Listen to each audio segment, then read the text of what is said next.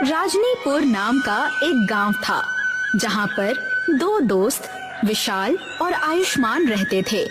आयुष्मान को खाना बहुत पसंद था, मगर उसके माता पिता गरीब थे। विशाल गांव के सबसे अमीर व्यक्ति का बेटा था। एक दिन आयुष्मान विशाल के पास आता है। अरे विशाल, क्या हुआ? आजकल तू बाहर ज्यादा घूमता क्यों नहीं? यार, बहुत काम रहता है, स्कूल जाना होता है और पापा मुझे अपने काम पर भी लेकर जाते हैं। अब मेरे पापा तेरे पापा जैसे थोड़ी हैं कि अपने बच्चों को स्कूल भी ना भेजें। हाँ, बात तो सही है, मगर मेरे पिता हर दिन मेरे लिए खाना बनाकर मुझे खिलाते हैं और मेरे पिता मुझे नए कपड़े देते हैं और जब भी उन्हें समय मिले मुझे घुमाने भी ले जाते हैं और कभी कभी तो बिठाकर मुझे जिंदगी के बारे में भी सिखाते हैं। अच्छा छोड़, जाने दे। कुछ खाएगा? क्योंकि मैं तुझे तेरे पिता के बनाए खाने से भी अच्छा खाना खिलाऊंगा। वैसे ये मुमकिन तो नहीं है, मगर तू मुझे वड़ा पाव खिलाने ले चल। जब मैं बड़ा हो जाऊंगा तो इस गांव का सबसे बड़ा ढाबा खोलूंगा और सुन, तुझे मैं उसमें काम पर भी रखूंगा, तो अभी से अच्छे से काम करने की सोच ले। विशाल आयुष्मान को लेकर वड़ा पाव खाने जाता है। 20 साल बाद विशाल गांव में एक बड़ा ढाबा खोल देता है और आयुष्मान अपने पिता के साथ उनके खेत में काम करने लगता है। एक दिन विशाल आयुष्मान को अपने ढाबे पर बुलाता है। विशाल अपने ढाबे में किसी बड़े व्यक्ति से बात कर रहा था। तभी ढाबे के अंदर आयुष्मान आ जाता है। विशाल, बाहर जा।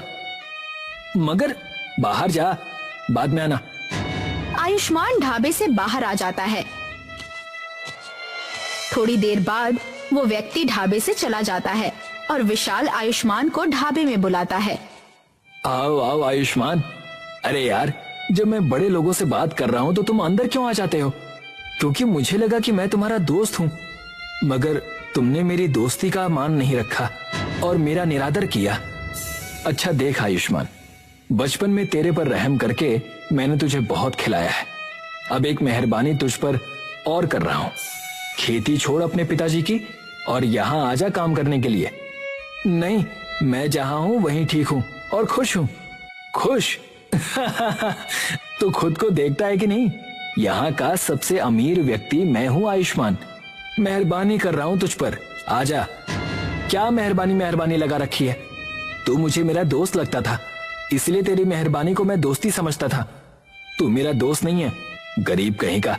तेरे जैसे लोगों को मैं अपने साथ खड़ा ना रखूं। चल निकल, अभी निकल जाए यहाँ से। आयुष्मान ढाबे से निकल जाता है और अपने पिता के पास उनके खेत में जाने लगता है। जैसे ही वो अपने खेत में पहुंचता है, वो देखता है कि उसके पिता के सिर पर बादल मंडरा रहा है। पिताजी, ये बादल ये कैसे? मुझे माफ कर देना बेटा, मैं तुम्हें वो सब नहीं दे पाया जो तुम्हें मिलना चाहिए था। ये बादल हमारे पूर्वजों की देन है जो पीढ़ी दर पीढ़ी चली आ रही है, और अब वो समय आ गया है कि ये शक्ति मैं तुम्हें सिखाऊं, मगर इसके लिए मुझे यहाँ से जाना होगा। पिताजी, मैं कुछ समझा नहीं। बेटा, हमारा परिवार अनोखा है। हमारे पास बादलों को अपने वश में करने की शक्ति है, मगर ये जादुई शक्ति पिता बेटे को देता है और फिर गायब हो जाता है। नहीं पिताजी, मैं नहीं चाहता कि आप कहीं जाएं। मैं जैसा हूँ खुश हूँ, मुझे ये जादू नहीं चाहिए। धैर्य रखना बेटा, और याद रखना, अगर तुम्हारा कोई निरादर करे तो इस पर कभी गुस्सा या फिर वापस इज्जत पाने की कोशिश ना करना, क्योंकि उनका निरादर तुम्हारी कीमत नहीं बताता, बल्कि उनके चरित्र को दिखाता है। इतना कहकर आयुष्मान के पिताजी वहाँ से गायब हो जाते हैं। अचानक से आयुष्मान के गले में एक सोने की चेन आ जाती है जिस पर सूरज बना हुआ था। पिताजी, नहीं पिताजी! आयुष्मान के इर्द गिर्द बादलों का घेरा आ जाता है। वो एक बादल पर खड़ा हो जाता है जो उसके पैरों के पास ही था, और बादल उसे आसमान में लेकर जाता है। उसे दूर दूर तक सिर्फ बादल ही दिखते हैं। मैं अपने पिताजी की दी हुई शक्तियों का पूरा इस्तेमाल करूंगा और इन बादलों में एक ढाबा खोलूंगा। अगले दिन आयुष्मान बादलों का इस्तेमाल करके एक नया ढाबा बना लेता है और जमीन पर बादलों को जमा कर लेता है। आयुष्मान नीचे बादलों के पास खड़ा था, तभी एक आदमी वहाँ आता है। ये क्या है? ये बादल है। इस पर अगर आप चढ़ जाएं, तो मैं आपको बादलों के ढाबे पर ले जाऊंगा। बादलों का ढाबा? यानी बादलों के ऊपर ढाबा? जी बिल्कुल। आप बस मुझ पर विश्वास कीजिए और इस बादल पर चढ़ जाइए। फिर मैं आपको अपना ढाबा दिखाऊंगा, जहाँ एक महाराज है जो स्वादिष्ट खाना बनाकर आपको खिलाएगा। वो आदमी बादल पर खड़ा हो जाता है और बादल उसे ऊपर ले जाता है। जैसे ही वो बादल पर ढाबा देखता है, वो कहता है, अरे यहाँ तो सच में ढाबा है, वो भी बादलों से बना हुआ। वहाँ आयुष्मान ने शांतनु नाम के एक महाराज को रखा था, जो खाना बनाता था। शांतनु विशाल का बहुत अच्छा दोस्त था, मगर ये बात उसने छुपा कर रखी थी। आपको कहाँ जाना है? मैं तो दूसरे गांव जमानपुरी जा रहा हूँ। ठीक है, आपको ये बादल आपकी मंजिल तक पहुँचा देगा। सच में? अगर ऐसा है तो अब मैं यहीं पर खाना खाने आया करूँगा और आराम से अपने घर और काम पर जाया करूँगा। वो आदमी बादल पर बैठ जाता है और बादल उसे जमानपुरी पहुँचा देता है।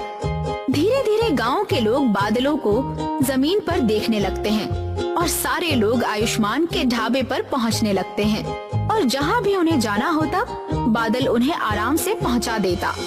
एक दिन बादल पर विशाल आता है और आयुष्मान को देखकर कहता है, तुमने तो बड़ी तरक्की कर ली आयुष्मान। मैं सोच भी नहीं सकता था कि कोई बादल पर ढाबा भी खोल सकता है। तुम सच में जादूगर हो। मैं नहीं विशाल, मेरे पिताजी। ये शक्ति मुझे मेरे पिताजी से मिली है। आओ कुछ खा लो, जो चाहे खा सकते हो। इसे अपना ही ढाबा समझो। आयुष्मान जमीन पर खाने का सामान लेने चला जाता है। विशाल ढाबे में शांतनु को देखता है। शांतनु, तुम यहाँ क्या कर रहे हो? तुम तो शहर चले गए थे ना? शांतनु वही व्यक्ति था जिससे विशाल बात कर रहा था, और जब आयुष्मान ढाबे में आया था तो विशाल ने उसे बाहर भगा दिया था। वो विशाल भाई, मैं शहर जाने ही वाला था, मगर जब मैंने देखा कि कोई इंसान बादलों पर ढाबा बना रहा है तो मैं यहीं रुक गया। तुम खुद सोचो, कौन ऐसा काम छोड़ना चाहेगा? धोखेबाज और झूठे हो तुम। मैं झूठा हूँ? तुम भी कोई अच्छे इंसान नहीं हो। कौन दोस्त अपने दोस्त की इज्जत की धज्जियां उड़ाता है? ये सब छोड़ो विशाल, लेकिन मैं कहता हूँ कि हमें ये ढाबा हथियाना चाहिए। मुझे पता है कि उसे बादलों की शक्ति किस चीज से मिलती है। क्या कहते हो? तुम्हारा ढाबा चलाने का अनुभव और मेरे हाथ का खाना दोनों ही पूरी दुनिया में मशहूर हो जाएंगे।